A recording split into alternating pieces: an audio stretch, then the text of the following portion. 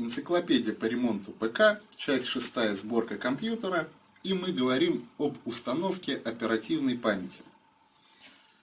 На материнской плате на данной у нас присутствует два слота под оперативную память. Вот на них такие защелочки. На вашей материнской плате может присутствовать 4 слота. Обычно они выделяются цветами, и всегда надо помнить, что в современных материнских платах оперативная память у нас двухканальная.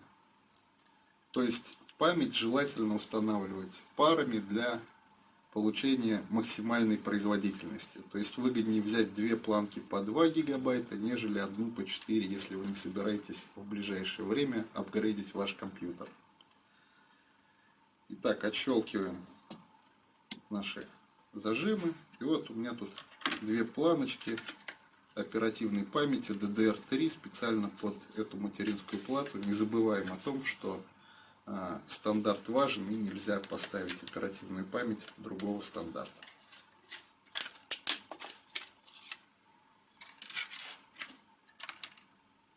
Здесь у нас есть ключик.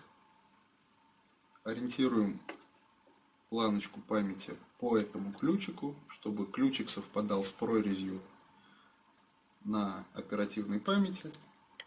До щелчка защелкиваем. То есть у нас защелки должны защелкнуться сами, без помощи ваших рук. Вот она аккуратно расположена, защелкнулась полностью.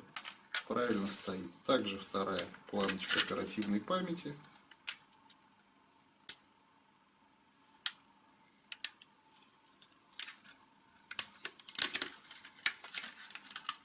Распаковываем.